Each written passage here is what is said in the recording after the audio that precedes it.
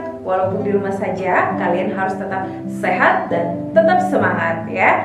Bertemu lagi dengan Ibu Lucy Intani.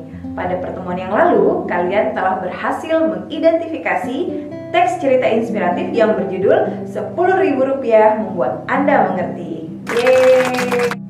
Ya, cerita tersebut memang memberikan kesan yang sangat mendalam, menimbulkan perasaan haru dan menjadi perenungan hati dan sebagai pengingat diri kita untuk senantiasa bersyukur kepada Tuhan Yang Maha Esa, pemilik segalanya dalam kondisi apapun, serta mengajarkan kita untuk selalu berbagi dan menyisihkan sebagian rezeki yang kita miliki untuk dibagikan kepada sesama manusia yang lebih membutuhkan.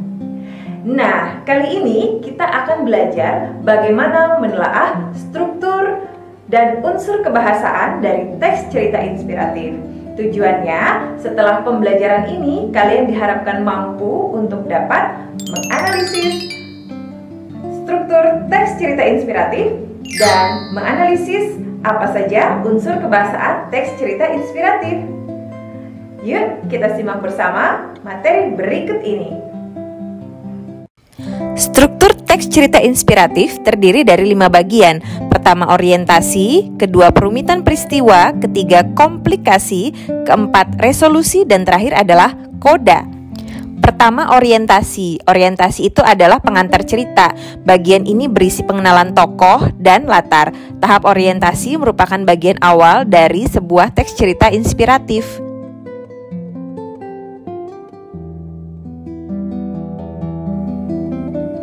Perumitan peristiwa.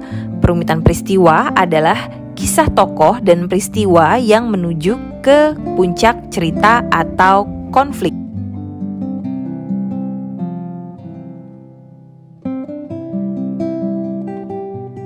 Selanjutnya adalah komplikasi. Komplikasi adalah puncak atau inti cerita, tempat kisah yang menjadi inspirasi.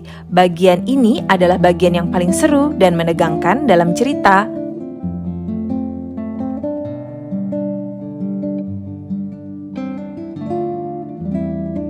Bagian resolusi. Bagian resolusi merupakan peristiwa yang menyadarkan tokoh tentang kebaikan.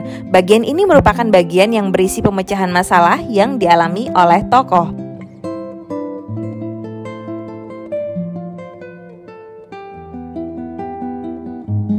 Selanjutnya adalah koda. Koda adalah penutup cerita, kesimpulan pesan moral. Bagian ini merupakan amanat dan pesan-pesan positif yang bisa dipetik dari teks cerita inspiratif.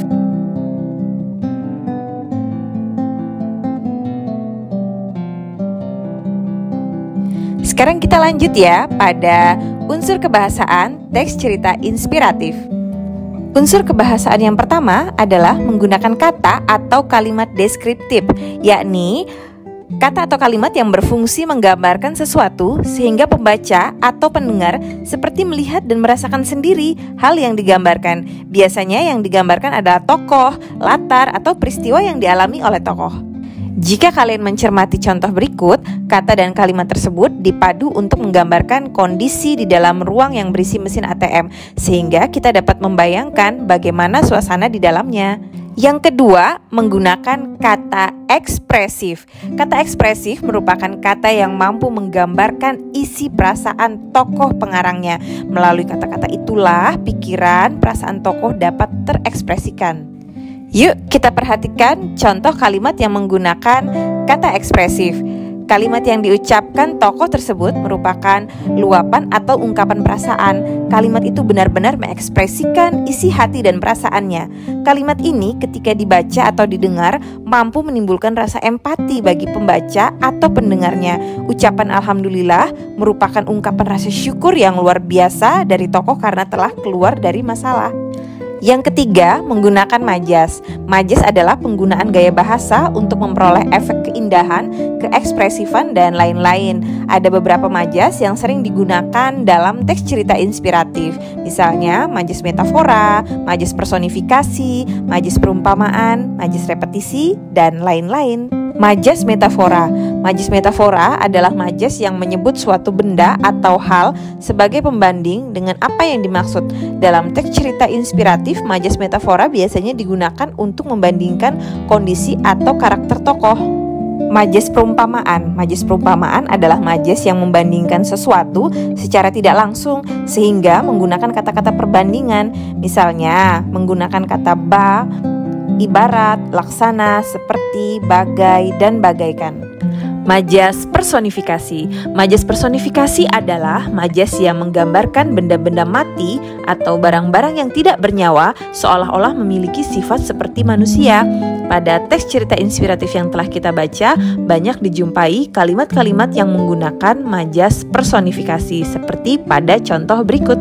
Majas repetisi. Majas repetisi adalah majas yang mengulang kata atau kalimat untuk maksud tertentu. Dalam teks cerita inspiratif ini, majas repetisi biasanya digunakan untuk memberikan penekanan pada suatu hal. Pada contoh tersebut, dalam cerita kita menemukan kata bersyukur atau syukur yang disampaikan secara berulang kali. Demikian pembelajaran kali ini dengan memahami apa saja yang termasuk struktur dan unsur kebahasaan dari teks cerita inspiratif akan memudahkan kalian dalam proses telaah dan analisis nantinya. Mohon maaf atas segala salah dan hilaf selama pembelajaran ini berlangsung.